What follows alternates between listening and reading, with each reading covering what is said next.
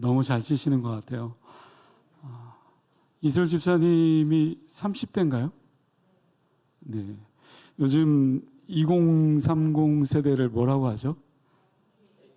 네, MZ세대, MG세대라고 하죠. 네. 베이비 세대가 있습니다. 베이비 붐 세대는 6.25 이후에, 그러니까 1955년에서 63년, 뭐 그때는 전쟁 이후에 이제 출산이 많이 이렇게 이루어지고 또 어렵게 힘겹게 사는 그 세대죠. 그 다음 세대가 있습니다. 그 다음 세대가 네, X세대. 네. 7080 세대인데요. 네, 저도 X세대입니다. 저희 세대 때 난 알아요. 네. 네, 서태지. 그리고 도시적인 분위기 뭐 그런 있죠. 그 당시에 유명한 족이 있었습니다. 기억하세요? 네, 맞습니다. 오렌지족. 네, 그 다음 세대가 있습니다. Y세대. 네, M세대죠. M세대, 밀레니엄 세대, 2000년대. 그러니까 1980년부터 1990 중반, 95년 그 세대죠. 이때는 디지털 시대라고 해가지고 이제 컴퓨터에 이제 조금씩 이제 능숙한 그런 세대들이죠. 그 다음 세대가 네, Z세대. 1990년 중반부터 2010년 초반. 네. 그 다음 세대가 이제 밀레니엄 그 M세대하고 Z세대하고 합쳐서 MZ세대다. 요즘 어느 당의 당 대표 그분 아시죠? 네. 그분의 모습을 보면 MZ세대다. 뭐 어른 세대가 도저히 이해할 수 없고 또 그래 정치에서도 또 MZ세대가 또 바람이 한창 일지 않았습니까? MZ세대, 밀레니엄 또 Z세대인데요. 밀레니엄 Z세대하고 또 X세대하고의 분명한 차이가, 세대 차이를 느낄 수 있는 동영상이 있길래 인스타그램에 나와 있는 짧은 동영상인데 한번 볼까요?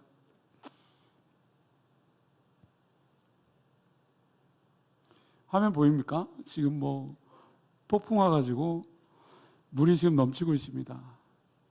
근데 MZ세대는 지금 네, 지금 가고 있는 사람이 어느 세대입니까? 네, 네, X세대 정도 되겠죠. 네, MZ세대는 지금 가지도 못하고 거기서 주저주저 하고 있죠.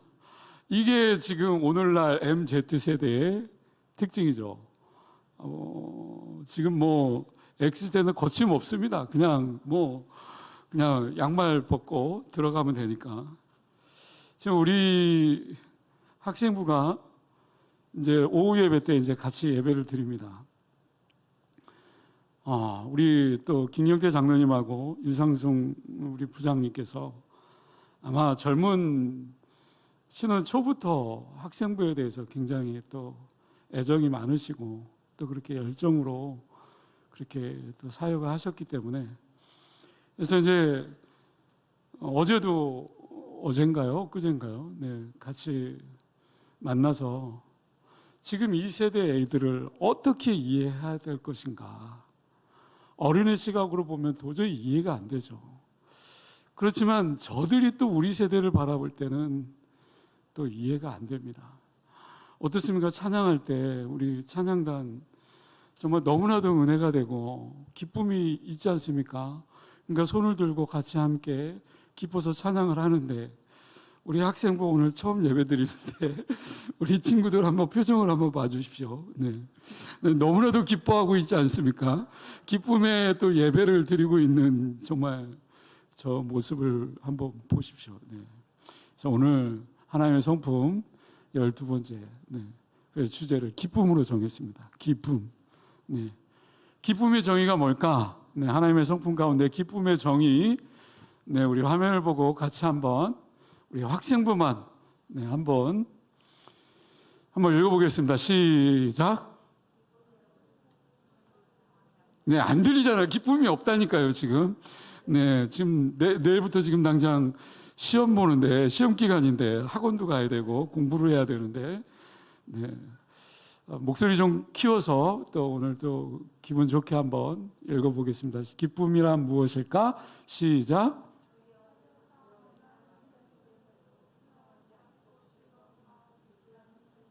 네, 기쁨이 뭘까? 네, 어려운 상황이나 형편 속에서도 불평하지 않고 즐거운 마음을 유지하는 태도.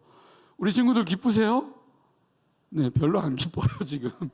네, 머릿속에는 온통 지금 학원 가야 되고, 지금 내일부터 시험 준비를 해야 되고.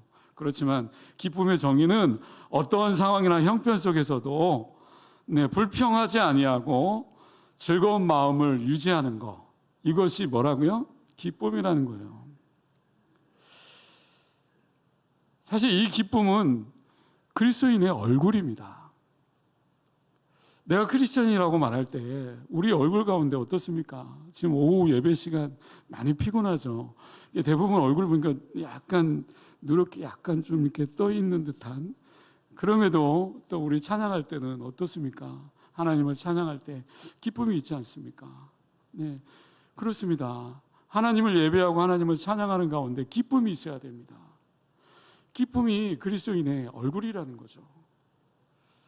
기쁨을 우리 삶의 그 책으로 만든다면 우리 삶의 책의 표지라고 얘기할 수 있습니다. 기쁨을 알고 또 기쁨을 추구하고 또 기쁨을 누려야 하는 것이 우리 그리스도인의 삶의 모습입니다. 우리가 갖고 있는 이 기쁨을 누구도 빼앗을 수 없도록 그리스도인이 내 안에 있음으로 말미암아 그 기쁨을 또 흘러 넘치도록 품어져 나올 수 있도록 해야 됩니다. 우리가 기쁨을 누릴 수 있어야 되는데 어떻게 하면 기쁨을 누릴 수 있을까요? 제일 먼저 중요한 것이 있어요. 기쁨을 누리지 못하게 하는 것이 있습니다. 그것을 극복해야 됩니다. 기쁨을 누리게 하지 못하는 것이 무엇일까요? 네, 기쁨을 누리지 못하게 하는 것 첫 번째가 바로 환경입니다. 환경. 네. 사람은 좋은 환경을 만나면 어떻습니까? 좋은 환경을 만나게 되면 우리는 어떠합니까? 기쁘죠. 네. 그런데 나쁜 환경을 만나면 어때요? 네, 우울합니다. 힘들어요. 힘겨워요. 오늘 우리가 내가 원하는 환경 가운데 있으면 기뻐요. 그렇지만 내가 원하지 않는 자리에 있을 경우에는 마음이 짜증이 나고 또 기쁘지가 않아요. 결국 우리의 기쁨이 어디에 달려 있습니까? 어디에요? 환경. 그러나 여러분, 우리가 우리의 기쁨을 환경에 두는 순간부터 우리의 기쁨은 요동치기 시작한다라는 거예요. 왜냐하면 내가 원하는 대로 좋은 환경이 일평생 이루어지지 않아요. 항상 좋은 환경만 있으면 얼마나 좋겠습니까? 그렇지만 그래서 그 환경에 내가 뿌리를 두고 있으면 그 환경에 요동칠 수밖에 없다라는 거예요. 같은 환경이 우리 가운데 늘 반복돼요. 그런데 그 환경에 익숙해지면 더 이상 우리의 기쁨이 그 익숙함 속에서 즐거워할 수 없어요. 기뻐할 수 없어요. 그래서 사회에 유명한 연예인들, 팬들이 많잖아요. 알아주고 인정해 주니까 한없이 기뻐요. 근데 점점 인기가 식어들어요. 그러면 어떨까요? 마약. 네. 그 우울한 마음을 달래기 위해서 마약을 해요. 전부 다는 아니지만. 여러분 어떻습니까? 환경에 기쁨의 뿌리를 두면요, 좋을 때는 그 환경 때문에 기뻐할 수 있지만 그렇지 않을 때는 어때요? 우울해요. 같은 환경이 반복되어지다 보면 우리 인간은 금방 적응합니다. 사람은 적응의 동물이잖아요. 익숙해집니다. 더 이상 기뻐할 수가 없어요. 아파트를 사고 너무 기쁘잖아요. 이제 나도 집을 샀구나. 근데 그 아파트에 오래 살다 보면 이제 익숙해지는 거예요. 그 기쁨이 오래 가지 않다라는 거죠. 오늘 우리들이 기쁨을 누리며 살기 위해서 첫 번째 극복해야 될 것이 있는데 그것이 바로 환경이라는 거죠. 환경이 우리의 그 삶의 뿌리를 두게 되면 절대로 우리는 기쁨의 누림의 그 삶을 살 수가 없다. 기쁨을 누리게 하지 못하는 것 두 번째, 첫 번째가 환경이고 두 번째가 기쁨을 누리게 하지 못하는 것 두 번째가 바로 사람이다. 사람, 친구, 내 옆에 있는 친구. 친구 따라 강남 간다는 얘기가 있잖아요. 우리 친구들 어떻습니까? 친구가 내 인생을 책임질 것 같고 내 마음을 누구보다도 이해해 줄 것 같고 그 친구 아니면 정말 내가 못 살 것 같고 그 친구가 기쁨을 주는 동시에 우리의 마음을 가장 아프게도 할 수 있다. 나에게 어려움이 있을 때요. 나에게 그것을 가지고 막 뭐라고 말할 때 어떻습니까? 그 사람이 더 밉지 않습니까? 막 싸우고 있는데 너가 잘못했잖아 라고 그 사람이, 그 친구가 얘기하면, 내가 믿었던 그 친구가 얘기하면 더 실망스럽고 더 화가 납니다. 그냥 주어져 있는 환경에서 이해해주고 위로해주면 기쁩니다. 그냥 조금 위안이 됩니다. 나도 그거 잘못한 거 알아요. 그런데 거기서 막 이야기해주는 사람 때문에 더 마음이 상하거나 아프거나. 환경이라면, 주어져 있는 환경이라면 어느 정도 버틸 수 있을 것 같은데, 나를 지지해주던 친구, 나를 믿어주던 옆에 있는 사람, 나를 후원해주던 사람, 나를 인정해주지 않는 그것 때문에 가슴이 어떻습니까? 찢어집니다. 그렇기 때문에 오늘 우리들이 더 고통스럽게 만나는 것은 환경보다 더 큰 게 뭡니까? 사람. 다시 말하면 우리의 기쁨의 뿌리를 사람에 두는 순간 우리는 절대로 기쁨을 누리며 살 수 없다. 우리 인간의 기쁨은 관계 속에 있지 않습니까? 사람은 사회적 동물이고 관계적 동물이죠. 가까이 있는 사람과 그 관계가 틀어집니다. 힘들어집니다. 우리의 인생도 힘들어져요. 우리가 기쁨을 누리며 살아가기 위해서 두 번째 극복해야 될 것이 바로 사람이다. 사람의 우리의 기쁨의 뿌리를 두면 절대로 우리의 기쁨으로 누릴 수 없다. 기쁨을 누리지 못하는 것 세 번째가 있습니다. 환경, 사람, 그 다음에 세 번째가 뭐냐면 세 번째는 물질. 여러분 정말 행복하고 기쁘게 만드는 거 물질 아닙니까? 네. 좋은 차, 스포츠카 타고 우리 담임 목사 이정희 목사님이 스포츠카를 타고 사모님을 탁 태우고 이 진해 일대를 탁 한번 상상해 보세요. 목사님도 굉장히 기쁠 것 같아요. 네. 사모님은 말할 것도 없고요. 네. 이게 웬 스포츠카 하면서 어쩌면 환경, 사람, 물질이 사람에게 있어서 기쁨의 근원입니다. 환경이 좋으면 기뻐해요. 내 주위에 좋은 사람 만나면 기뻐해요. 물질이 우리 가운데 차고 넘치면 너무 기쁘죠. 그러나 놀랍게도 그래서 우리는 여기에 기쁨을 두고 뿌리를 두고 또 그 유혹 가운데 살다 보면 우리의 기쁨은 요동칠 수밖에 없다. 환경, 사람, 물질 이것에 유혹되면 우리는 기쁨의 삶을 살 수가 절대로 없다. 그러면 어떻게 기쁨을 누리지 못하게 하는 이것들을 극복하고 기쁨을 누릴 수는 없는 걸까? 이것들을 극복하고 기쁨을 누릴 수 있을까? 네. 방송실, 다음 화면 넘겨주세요. 정말 기뻐할 줄 알았던 사람. 성경에서는 사도 바울이 있습니다. 그는 그 입에서 항상 기뻐하라고 고백하고 있습니다. 환경에 상관없이 사도 바울은 감옥에 있었습니다. 환경은 어때요? 열악해요. 근데 그 환경을 뛰어넘고 감옥에서도 기뻐하라. 사도 바울은 빈궁에 처하고 부에 처하고, 그렇지만 그것과 상관없이 기뻐하라. 물질로부터도 자유로웠습니다. 자기 옆에 있던 사람이 배신하고 떠날 때, 세상이 좋아서 세상을 향해 나아갈 때, 그럴 때도 사도 바울은 기뻐할 수 있었어요. 사람도 초월하는 인생이었죠. 그러나 사도 바울은 가만히 보면 저절로 기뻐한 것이 아니었다. 사도 바울은 저절로 기뻐한 것이 아니었어요. 사람, 물질, 환경, 그것에 뿌리를 두며 기뻐한 것이 아니었다라는 거죠. 우리 성경 한 구절 볼까요? 빌립보서 4장 11절에서 12절 말씀인데요. 사도 바울이 기뻐할 수 있었던 비결입니다. 우리 11절 12절 말씀 같이 읽겠습니다. 시작.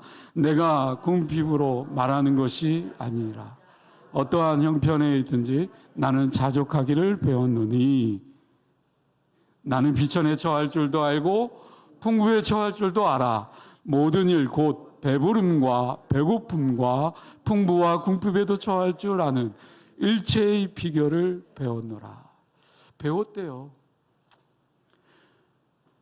이 모든 것을 다 이길 수 있는 일체의 비결을 배웠대요. 누가요? 사도 바울이요. 그러면 사도 바울이 고백하는 그 기쁨의 그 근원, 그것을 배울 수 있는 그 고백하는 것이 뭘까요? 그래서 자동적으로 생긴 게 아니라는 거예요. 기쁨의 비결, 사도 바울은 어떻게 됐다고요? 배웠대요. 배웠대요. 배운다라는 거 너무나도 중요합니다. 여러분 가만히 생각해 보세요. 그냥 이 기쁨이라는 것이 우리의 감정의 문제라면, 그냥 내 마음의 감정의 문제라면, 환경이 좋으면 기뻐하고 환경이 나쁘면 슬퍼하고, 물질이 조금 생기면 기뻐하고 또 물질이 없어지면 슬퍼하고, 좋은 사람 만나면 기뻐하고 그렇지 못하면 우리의 가슴이 찢어집니다. 그러나 사도 바울이 그것들을 초월하는 그 기쁨을 배웠대요. 그 비결이 뭐냐? 그냥 자연스러운 그런 우리의 그런 스스로의 그런 감정이 아니라 그 비결을 배웠다라고 하는데, 이것은 감정의 문제가 아니라 배움의 문제요, 훈련의 문제다. 일체의 비결을 배웠노라. 훈련되어야 된다. 배워야 된다. 성경에서 기뻐하라, 기뻐하라. 이것은 우리의 감정의 문제가 아니라니까요.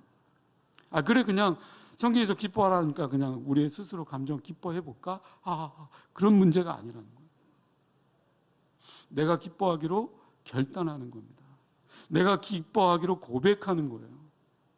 그 기뻐하기로 고백하고 결단하다 보면 그 감정은요, 나중에 스스로 따라오게 되어 있습니다. 내가 훈련되어지고 반복되어지고 배워지는 겁니다. 그래서 사도 바울이 일체의 비결을 배웠다. 단순히 내 안에 감정적으로 일어나는 그런 충만한 기쁨이 아니라 이것은 훈련되어진 의지의 문제이고 결단의 문제다. 그렇다면 세 번째요. 기쁨을 누리지 못하게 하는 것들에 대해서 극복할 수 있는 방법은 없을까? 방법이 뭘까? 비결이 뭘까? 그것은 바로 누구 때문에 기뻐하느냐. 이것이 우리 학생부 여러분들에게 가장 중요한 메시지입니다. 누구 때문에 기뻐하느냐. 사도 바울은 감옥에 있으면서도, 사람들이 주변에 떠났으면서도, 배고픔과 궁핍함에 처해 있으면서도, 그럼에도 불구하고 기뻐할 수 있었던 비결, 항상 기뻐하라 기뻐하라 그렇게 말하면서도 사도 바울은 그 비결을 말하고 있습니다. 무엇이라고요? 누구 때문에 기뻐하라고요? 그 기쁨을 유지할 수 있다고요? 누구 때문에? 누구 때문에요?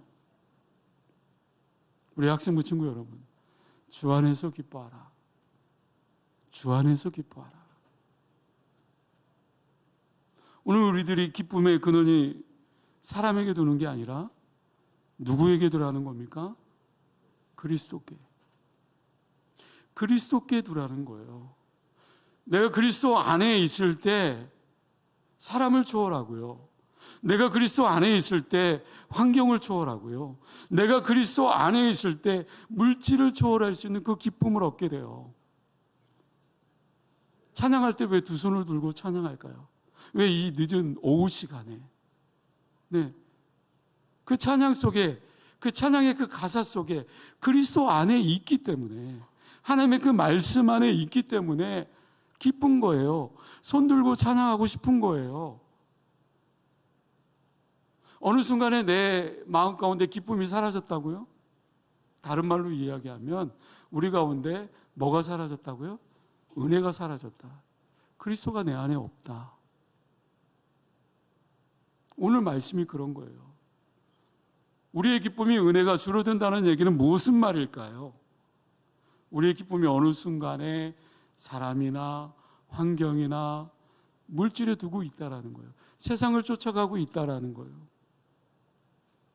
그러나 반대로 내 안에 은혜가 충만하고 말씀을 사모하고 찬양이 뜨겁고 내 안에 그분의 마음과 생각이 다스리고 있으니까 절대로 슬프지가 않아요.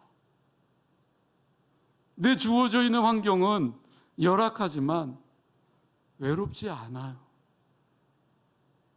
바울은요, 생각의 초점을 감옥에 두지 않았어요.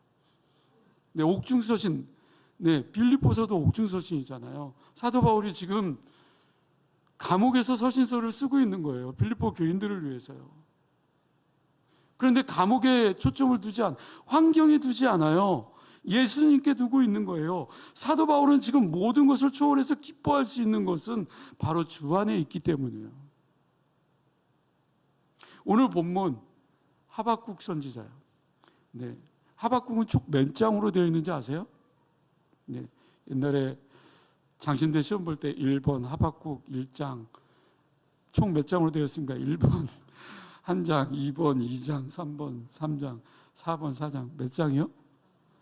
네, 호박국 몇 그릇이요? 네, 3그릇이요. 그렇게 외웠어요. 호박국 3그릇. 네. 이 하박국이 쓰여진 이 시기가 이스라엘이 바벨론에 의해서 멸망하기 직전에 주전 600년경입니다. 이 시기에는 이스라엘이 굉장히 많이 범죄했어요. 타락했어요. 하나님의 진노가 임하기 전에요. 바벨론이 쳐들어오기 직전입니다. 이런 때 하박국 선지자는요, 하나님께 부르짖었어요. 하나님께 기도했어요. 그리고 하나님께 질문합니다. 그리고 하나님은 그의 기도에 응답하십니다. 그의 질문에 대답해 주셨어요. 하박국 선지자가 하나님께 질문한 것은 2가지예요. 하박국의 총 주제는 그럽니다. 하박국 선지자가 질문하고 하나님께서 응답하고 질문하고 응답하고, 이게 반복되어지는데요. 이 기도의 그 응답과 질문, 이 2가지의 핵심은 이겁니다. 하나는 뭐냐면요, 어떻게 하나님께서는 사람들이 죄를 짓고 있는데 심판하지 않으시고 그대로 두고 있는 겁니까? 네, 하박국 1장에 보면 그 내용이 나오죠. 왜 이렇게 범죄를 범하고 있는데 그대로 놔두고 있는 겁니까? 도대체 하나님 왜 그러시는 겁니까? 이스라엘 백성들이 죄를 범하고 있는데 그대로 두고 계시는 겁니다. 또 하나님께 2번째로 질문의 핵심은 이거예요. 아무리 하나님의 백성이 죄를 지었다고 자기보다 더 악한 자들에게 고통을 받을 수 있겠습니까? 하나님께 범죄하지 않은 의인들도 있습니다. 그 속에. 근데 범죄한 악인들과 똑같이 하나님의 심판이 임해야 됩니까? 바벨론이 쳐들어와 가지고 똑같이 멸망해야 되겠습니까? 하박국 선지자의 그 질문에 공감이 되십니까? 이해가 되어집니까? 하나님, 그래, 제가 저 사람보다는 좀 낫지 않아요? 저는 그래도 예수님을 잘 믿고 착하고 그렇게 잘 살려고 애를 쓰고 있는데, 그런데 왜 저 사람은 저렇게 잘 살고 예수님 안 믿고 저렇게 못되게 구는 사람 저렇게 승승장구하는데 왜 저는 이 모양 이 꼴이에요? 왜 이렇게 어렵게 살아야 돼요? 전 아주 솔직히 이런 상황 가운데서 하나님의 그 대답을 듣고 싶어. 하박국 선지자의 이 질문이라니까요. 근데 하박국 선지자의 이 질문에 대해서 하나님께서 뭐라고 얘기하세요? 나의 공의로운 심판이 이미 이루어지고 있다. 하지만 의인은 믿음으로 말미암아 살리라. 바울은 바로 이 신약성경 로마서에서도요, 이 말씀을 그대로 인용합니다. 더 나아가서 루터, 칼빈, 종교개혁자들 그대로 오직 의인은 믿음으로 말미암아 살리라. 하박국서 2장 20절 말씀인데요. 오직 여호와는 성전 안에 계시나니 온 천하는 그 앞에 잠잠할지어다. 온 천하는 그 앞에 잠잠할지어다. 전능하고 의로우신 하나님 말씀하고 있으니 인간은 그 앞에서 잠잠할지어다. 더 이상 말하지 말아라. 계속해서 그의 믿음을 고백하고 있습니다. 그러면서 하박국 선지자가 오늘 본문 17절 18절 말씀, 다시 한번 읽어볼까요? 시작. 비록 무화과 나무가 무성하지 못하며 포도나무에 열매가 없으며 감람나무에 소출이 없으며 밭에 먹을 것이 없으며 우리의 양이 없으며 외양간에 소가 없을지라도 나는 누구로 말미암아? 여호와로 말미암아 즐거워하며 나의 구원의 하나님으로 말미암아 기뻐하리로다. 할렐루야. 기쁨이 여기에 있다라는 거예요. 하박국 선지자야. 끊임없이 하나님께 묻고 응답받고 질문한 결과 하박국 3장 마지막 최종 결론은 여호와 하나님으로 말미암아 즐거워하고 나의 구원의 하나님으로 말미암아 기뻐하리로다. 그 기쁨이 누구로부터요? 하나님으로부터.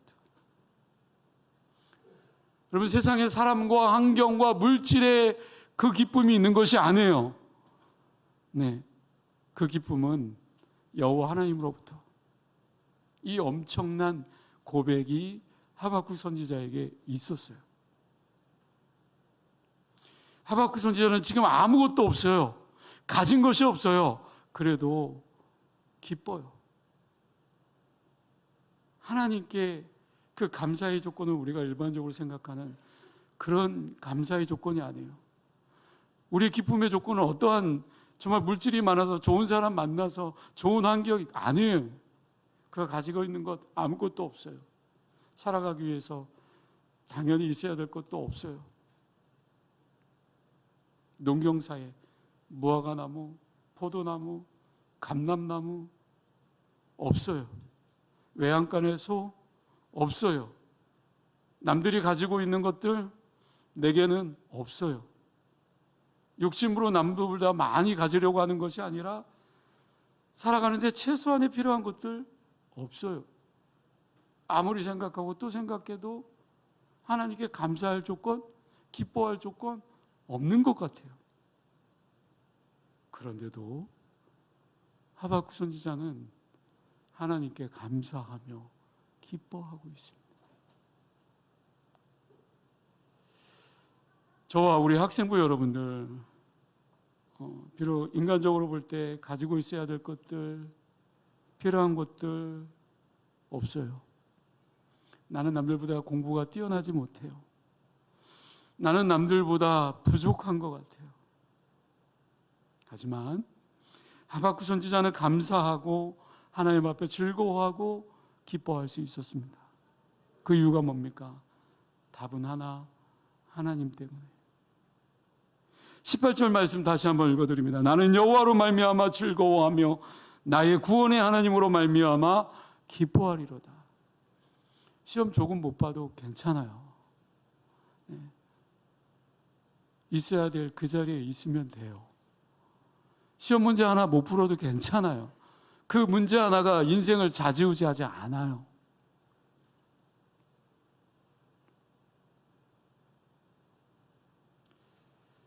이 기뻐하리로다, 히브리 단어 아길라라는 단어예요. 시편에도 자주 사용되는 단어예요. 이 아길라라는 기뻐하다, 단순히 그 감정의 기쁨이 아니라는 거예요. 기뻐하고 즐거워하는 이 이유는요, 주실 분이 주셨기 때문에, 그 주님께서 그 기쁨을 주셨기 때문에, 환경이나 사람이나 물질로부터 주어지는 그 감정의 기쁨이 아니라 주실 분 여호와 하나님께서 주셨기 때문에 그 기쁨, 그 믿음 때문에 얻어지는 그 기쁨이라는 거예요. 소망 중에 얻어지는 그 기쁨, 소망 중에 즐거워하는 그 기쁨의 의미라는 거예요.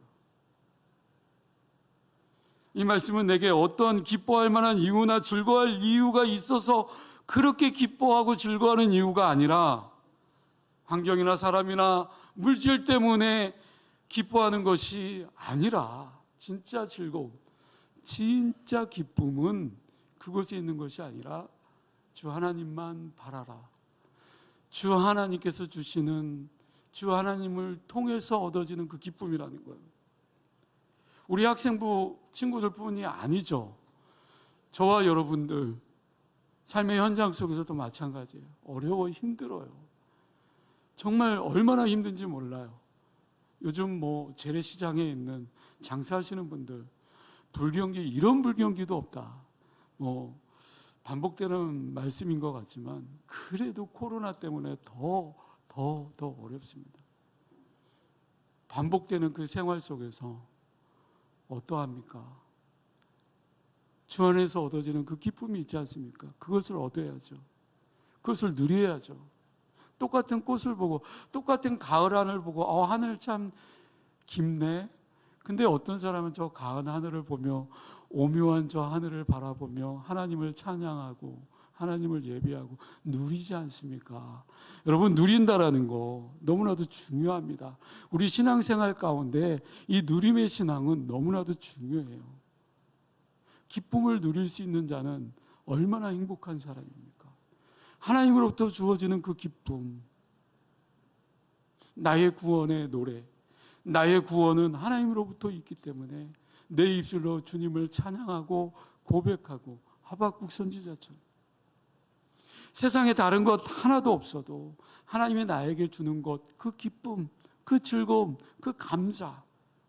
여러분, 하나님께서 가장 기뻐하시는 감사가 어떤 감사일까요? 하나님께서 기뻐하시는 감사.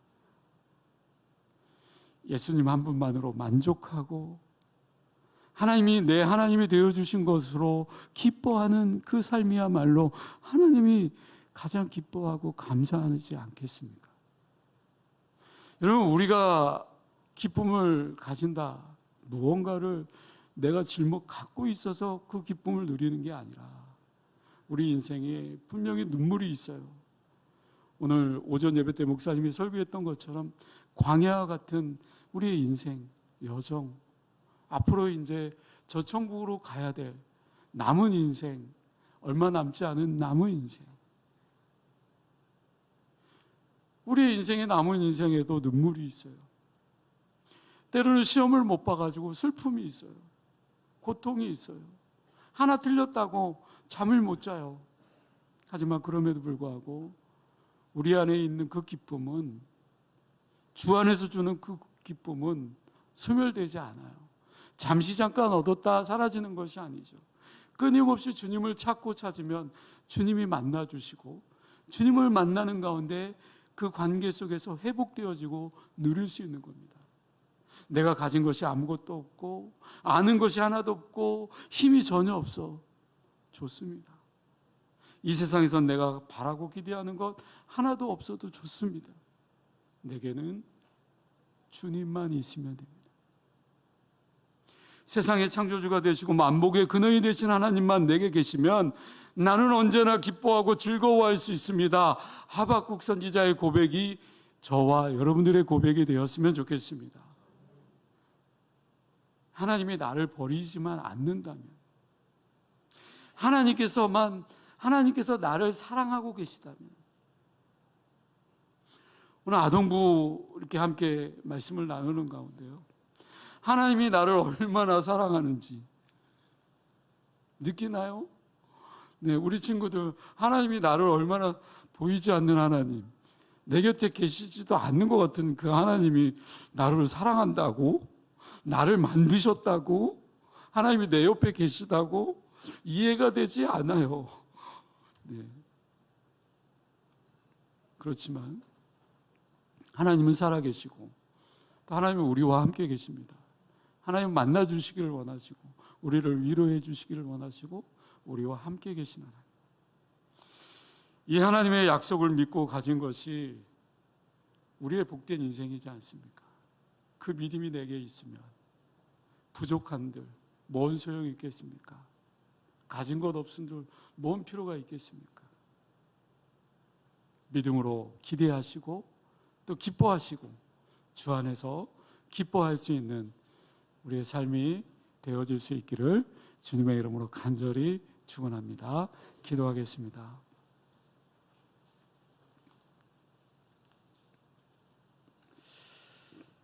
사랑이 많으신 아버지 하나님, 오늘 주신 말씀을 기억합니다. 기쁨은 그리스도인들이 누려야 될 특권입니다.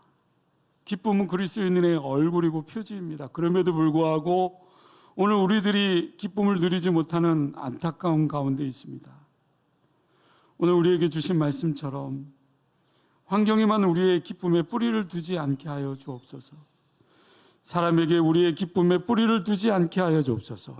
물질에 우리의 기쁨에 뿌리를 두지 않게 하여 주옵소서. 주님, 우리의 기쁨이 그곳에만 있는 것이 아니라 예수 그리스도 안에 있음을 깨닫게 하여 주시고 그래서 우리의 은혜의 수준이 높아질 수 있도록 도와주시옵소서. 하박국 선지자가 고백했던 것처럼 그 고백이 우리의 고백이 되어질 수 있도록 주님 도와주시옵소서. 무엇 때문에 기뻐하라는 그 질문 앞에 우리의 사명 때문에 기뻐한다라고 고백하는 우리의 인생이 되게 하여 주옵소서. 그것은 우리가 무엇 때문에 기뻐하며 누구 때문에 기뻐하는지 다시 한번 깨닫게 하여 주시고 주시는 은혜에 감사하며 기뻐하는 한 주가 되어줄 수 있도록 주님 도와주시옵소서. 감사드리오며 예수님의 이름으로 기도드리옵나이다. 아멘.